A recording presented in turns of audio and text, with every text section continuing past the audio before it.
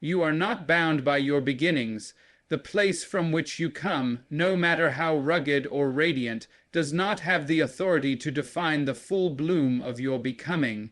The house you were raised in, the voices that surrounded you, the names you were called, none of them have the final word on who you shall be.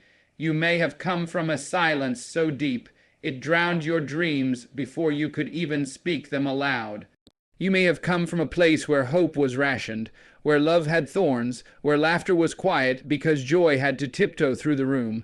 But still, you are not bound by your beginnings.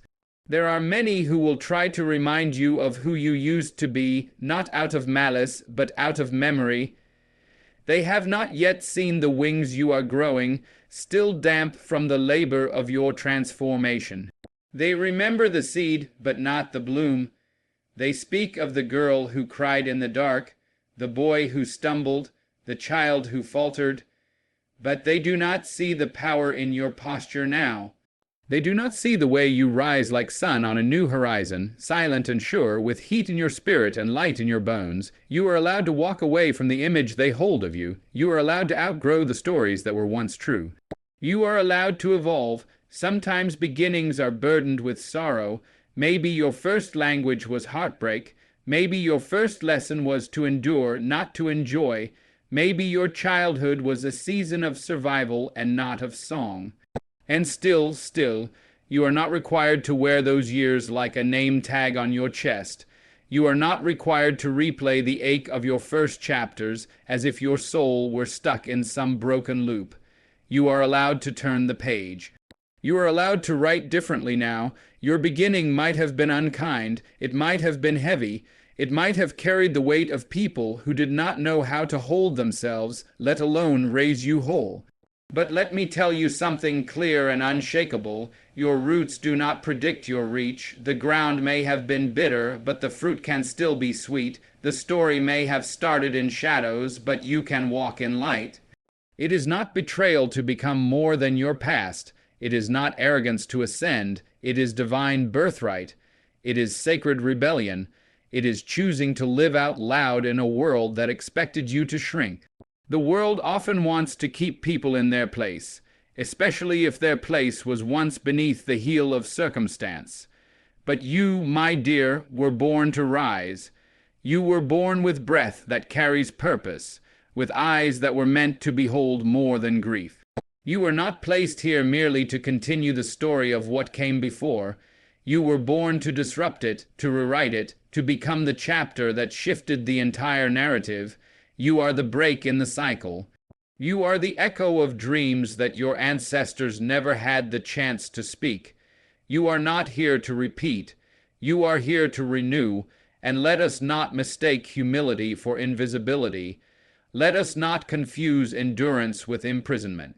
Just because you survived your beginning does not mean you owe it your whole life. There comes a moment, silent yet roaring, when you must choose yourself over your origin. You must say, I will no longer be the product of my pain.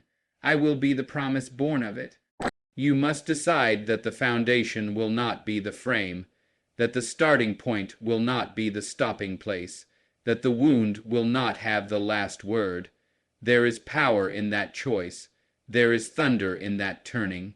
It is not easy to step away from familiar chains even when they hurt.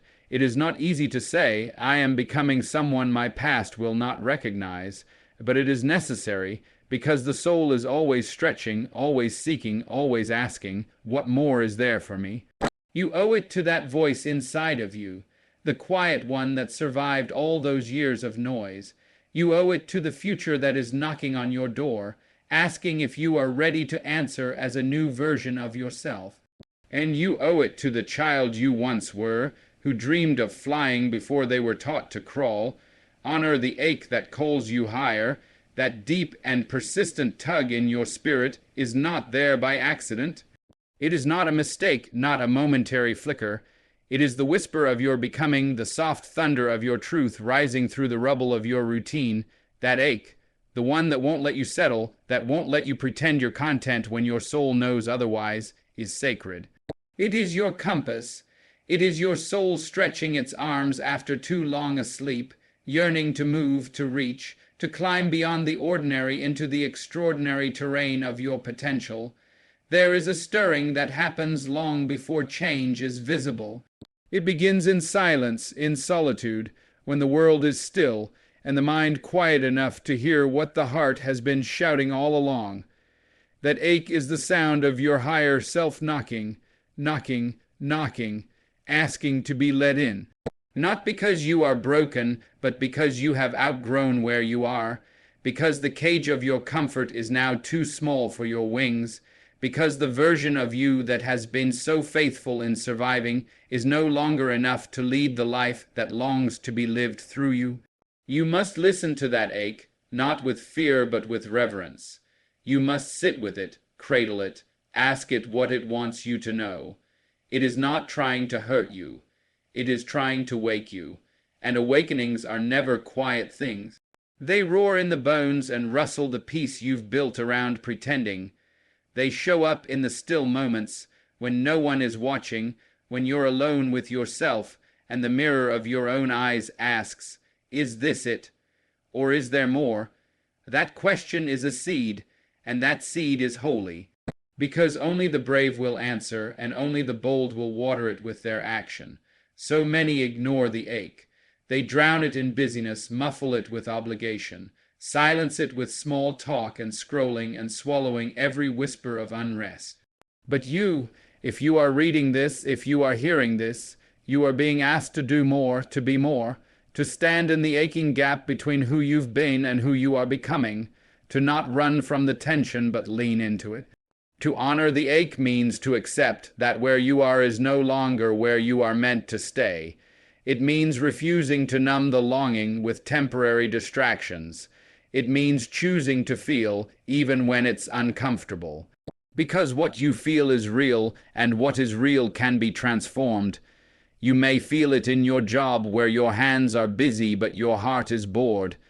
You may feel it in your relationships where you laugh but don't feel seen, where your presence is expected but your essence is neglected.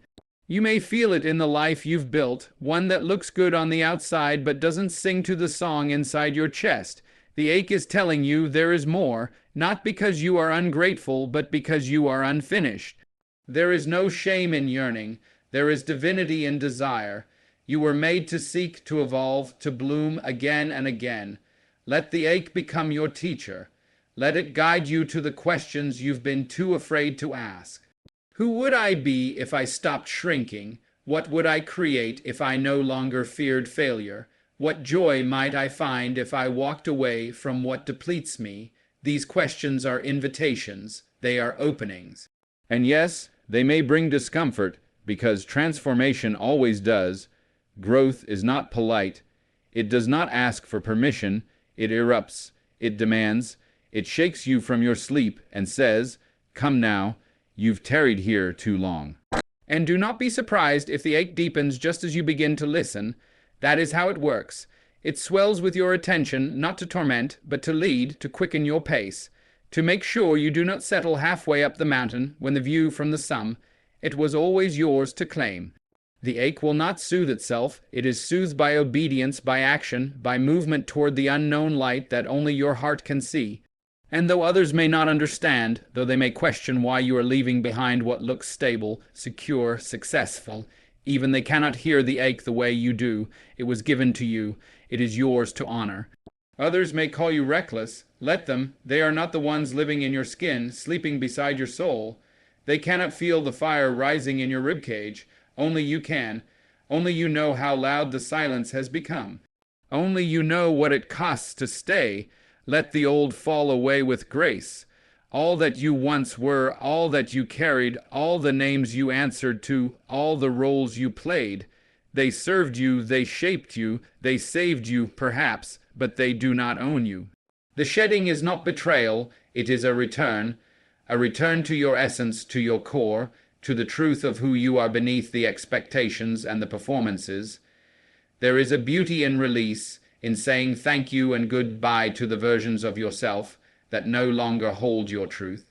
There is holiness in letting go. You are not meant to hold on to everything, Not every relationship is meant to last. Not every dream is meant to be fulfilled in the way you once imagined. Not every part of you is meant to stay. There are pieces that were built in pain, forged in fear, crafted in environments that demanded you protect yourself, hide yourself, shrink yourself, and those parts, though they helped you survive, may no longer help you thrive. And so they must fall, not in anger, not in shame, but in reverence, in tenderness, with gratitude for what they gave you and grace for what they could not. This is not weakness, this is wisdom, to know when to stay and when to shift, to know when to speak and when to be silent, to know when to carry and when to lay it all down. The old selves, the past identities, they are not your enemies. They are your teachers. And when the lesson is over, you must have the courage to walk forward without clinging, to bless the ashes and step into the firelight of your new becoming. There is a rhythm to this life, and it often requires a dance of release, a gentle, sacred unlearning. You cannot become what you are meant to be while dragging the weight of what you were. And yet, we often resist the shedding. We hold on because it's familiar, even when it's painful. We cling because we confuse comfort with purpose. We keep putting on the old coat even though it no longer fits, even though it itches against our skin, because we remember a time when it kept us warm. But now it is time to be bare, to be honest, to be exposed to the wind of change and trust that what is falling is not your identity, but your illusion. And yes, it may feel like loss. It may ache. You may grieve. Because letting go of an old self is like mourning an old friend, one who was always with you, even when no one else was, one who stood up for you, even when the world was silent. You may miss them, even as you outgrow them. You may weep, let yourself. Tears are water, and water is necessary for new life. You must feel to heal, and you must heal to grow. There is no glory in pretending you are unchanged. Reinvention requires honesty. It requires admitting that you no longer recognize yourself in the mirror of your old life. It requires courage to say, that version of me got me here, but it cannot take me further. And it is not ungrateful to move forward. It is not arrogant to release. It is divine. It is holy. It is what the seasons teach us, over and over again, that falling is not the end, but the beginning of becoming. The tree does not mourn its leaves. The moon does not cry when it disappears from view. The river does not grieve each drop that flows away. They all know the secret. Life is always in motion. So too are you. The parts of you that once fit perfectly may now feel foreign. The words you used to say may catch in your throat. The places you once found home in may now feel strange. Do not fear that. It is not failure. It is transition. You are not who you were last year, last month, last moment. You are being reformed in real time. Letting go is not passive. It is an act of courage to choose peace over performance, to release guilt like dust from your fingertips, to walk away from timelines that were never yours, to no longer pretend to be small just to make others comfortable. The world may ask you to stay the same, to keep playing your role, to not disturb the narrative they have written for you, but your soul is not a script. You were not made to be predictable. You were made to evolve, and the shedding will not always be dramatic. Sometimes it will be quiet, a moment of silence where you no longer react to what once triggered you. A morning when you wake up and realize you're no longer chasing what you used to crave. An afternoon when you choose rest over proving yourself. A breath where you feel your body unclench and your spirit settle into the truth of your own enoughness. That is grace, that is growth, that is the falling away of the old. Stand in the fire of transformation. It will not always be gentle. It will not come with sweet songs or soft hands. It comes with flame and force, with smoke that blurs your vision and heat that demands you shed every lie you've worn like skin. The fire is not here to punish you. It is here to refine you. It is not here to destroy you. It is here to strip away what cannot follow you into your next becoming. Transformation is a holy blaze, and you must be willing to stand in it, trembling if you must, but standing still. There is something sacred about the fire. It arrives uninvited sometimes, a sudden rupture, a breaking open of all the plans you so carefully made. Other times you walk into it knowingly, tired of the cycle, ready to stop pretending. Either way, it consumes what is false: the masks, the titles, the self, doubt, the stories you inherited but never agreed to carry. All of it begins to burn. And yes, it hurts, because it is not just the pain of letting go. It is the pain of being revealed, of seeing yourself not as the world painted you, but as you were meant to be before fear ever had a name. The fire does not ask your permission. It does not negotiate. It comes when your soul is ready, though your mind may be afraid. It comes to burn away the excess, to strip you of what is ornamental, performative, hollow. And though you may beg for it to stop, though you may reach for the pieces of your past like a child scrambling to gather broken toys, the fire will keep burning until only the true remains, until all that is left is the essence of who you are, the deep, quiet strength that was always beneath the surface.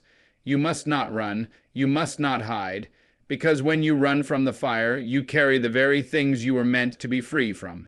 When you run, you delay the rising. When you hide, you deny yourself the alchemy. There is no shortcut to becoming. You must stand in the heat of your healing. You must allow the discomfort to teach you. Every blister, every scar, every crack in your soul is a sacred marking, a sign that you did not collapse, that you endured what was meant to erase you, and still you breathe. People will not always understand your fire. They will ask why you are changing, why you are shedding, why you are not who you used to be. They may miss the old you, the agreeable you, the quiet you, the convenient you, but you are not here to be easy. You are here to be real, to be whole, to be fire-born. They cannot understand what they did not witness. They cannot feel the burn that purified you. Do not shrink to soothe their discomfort. Do not dim your flame to calm their fear. You owe them nothing, but you owe yourself everything. There is power in the standing, in the choice to remain in the heat long enough for the old to turn to ash. It is not about bravado. It is not about noise. It is about truth, about resolve, about the quiet knowing that you are worthy of the life that stands on the other side of this pain. You are worthy of walking out of the fire not as you were, but as you are meant to be, stronger, clearer, freer. And when the smoke clears, you will not be the same. You will not recognize the timid self you once were. You will be reborn in your own name, not the name pain gave you, not the name trauma taught you. This is what transformation demands, that you stop waiting to be saved, that you stop delaying your evolution, that you stop praying for peace without first surrendering to the process. You cannot skip the burning and still claim the beauty. You cannot bypass the agony and still hold the authenticity. The fire is part of the blessing. The breaking is part of the rising. Let yourself unravel. Let yourself grieve. Let yourself be undone so that you may be rebuilt not as the world shaped you, but as your soul always intended. You may cry in the fire. You may scream. You may curse the sky and beg the stars for mercy. Let it all come. Let the tears fall like rain on burning wood. They are part of the cleansing. They are part of the truth telling. Every tear that falls is water for your rebirth. Every cry is a prayer. Every breath is a declaration. I am still here. I am not finished. I am not done. I am becoming. You are not weak because you tremble. You are powerful because you stay, because you feel the burn and choose not to run, because you trust that the fire knows what must go.